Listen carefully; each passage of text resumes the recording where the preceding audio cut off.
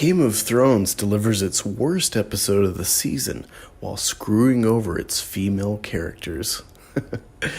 This article from the Mary Sue just can't handle the fact that even in the make-believe land of Westeros, it's a man's world. This is a man world. This is a man world. And Birdie will be nothing but nothing. But I won't forget. Thank you very much. It is a comfort to know that despite only 2 episodes left, the writers behind Game of Thrones can still craft sexist, racist, and dull storylines that do very little justice to their characters, the universe, and its diverse fan group. Yup, smells like 2019. Spoilers for Game of Thrones Season 8, Episode 4. Man, what an episode. Wait a minute. Man. Anyway. After getting to see Arya defeat the Night King and all the acts of heroism for the main cast, so it is only fitting that this most recent go-round, we're now back to the human threat, and the show begins to treat its other female characters like trash all over again. Dany has lost most of her troops, and her longest companion in Jorah, yet is surrounded by strangers. For some reason, Missandei isn't in any scene here, but we shall get to that. And hearing Jon get called a madman and a king by men for flying on a dragon, something that Dany has been doing, she tries to reconnect with Jon, which is easier for her to do because she's used to Targaryen incest being a thing, but Jon, being Jon, can't move past it. Dany begs, and I mean begs, for Jon to not tell anyone about his heritage, because it'll lead to problems and a threat to her rule, even if Jon doesn't want it. Part of knowing her history is Dany being familiar with the Dance of Dragons, the Targaryen civil war between a female and male heir to the Iron Throne. Jon, being Jon, spills the beans to Arya and Sansa, which leads Sansa to go full Littlefinger and pass it along to Tyrion, knowing that it'll spread around and threaten Dany and Jon's allegiance. Dany then has another dragon shot down from the skies, followed by being forced to watch Missandei be beheaded. It's a terrible-ass day. What's even worse is that we have a conversation between Varys and Tyrion about Dany and her being fit to rule. Now, as I've said before, Dany is a complex character. She has an imperialistic, self-righteous streak, but as Jorah once said, she does in her nature have a gentle heart. So it was deeply uncomfortable to hear Varys say that Jon is a better pick because he's even-tempered and has a penis. Not only is deeply sexist... Oh my god, sorry, this person cannot write. But it completely ignores all of Dany's character complexities and props up Jon in a way that Jon has never earned. God, get an editor.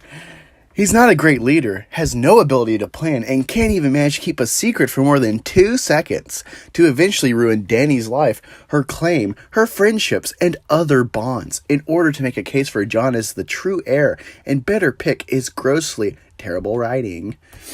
Well, I mean, there's the fact he's the last male Targaryen, but whatever. Speaking of terrible writing, Sansa and Sandor Clegane finally get to speak, despite having been in the same space for such a long period of time. Well, I was so glad to see them together when Sandor says that if she'd left with him on the night of Blackwater, she never would have been sexually violated and abused by Littlefinger and Ramsay. Her response was that if she hadn't been through all of that, she would have been a little bird all her life. Oh, so her entire character development and growth as a player is all because of her being assaulted?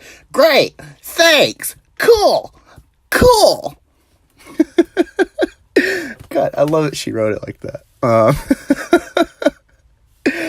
Sorry, lady. Without going through her trials and tribulations with Littlefinger Ramsay, Sansa would just be this dumbass that keeps getting beat on by Joffrey if not killed, and or raped there, but never progressing. Continuing. Brienne and Jaime finally get to consummate their relationship, sharing a powerful intimacy, only to have Jaime, in the end, choose to go back to Cersei, as Brienne stands there in a coat crying and begging him to stay, while he lists all the reasons he was a bad person for Cersei. Great! Thanks! Cool! I'm glad Brienne got to share her virginity with someone who abandoned her for his damn sister. That's not terrible at all. Wait, weren't you just saying that, John just can't let this whole incest go? God, love the Mary Sue. Great comedy. Finally, Missandei.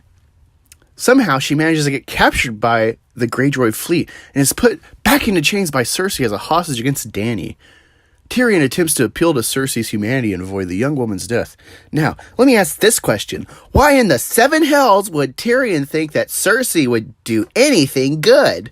She already lied to his face. She already proved she's horrible. Why is Tyrion like this? Oh, right, because D&D are determined to make him a total good guy, even though that was never his character. I forgot. Oh, God.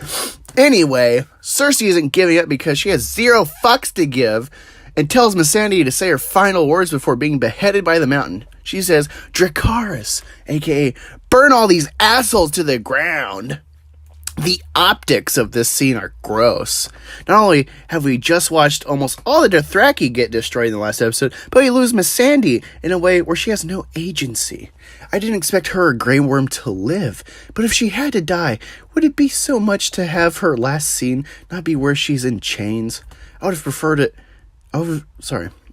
if instead of getting her head chopped off, she chose to jump to her death free rather than just die chained. It's bad.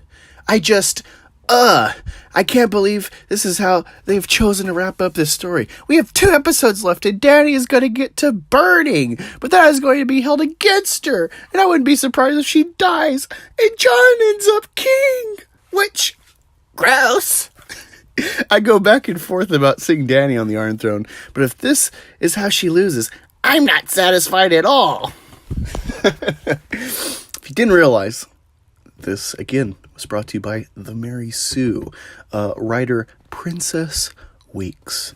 Go check her out on Twitter. I think you'll get an idea of why she wrote this. She's only sad because Missandei's black. If it was Cersei the other way, I don't think she'd care. Be like, get that white bitch out of here. But yeah, I just love how they're triggered by a fantasy world that has, some realistic tendencies. Inclined. I mean, it is kind of, built off of history. But, yeah, let me know what you think of this. And if you want me to read more articles in an SJW tone, thanks for stopping by. And shoot me some articles my way if you want me to cover them or make an investigative piece referencing them and boosting your Twitter or your YouTube. Yeah, that's all I got for you today. Talk to you later. If you've enjoyed this video, be sure to like, share, subscribe, and hit the notification bell. If you'd like to support this channel, consider becoming a patron or buying store merch from the Teespring store. Don't forget to check out the growing list of friends in the Fandom Collective in the description below. And follow me on Twitter @AngusReviews. See you there.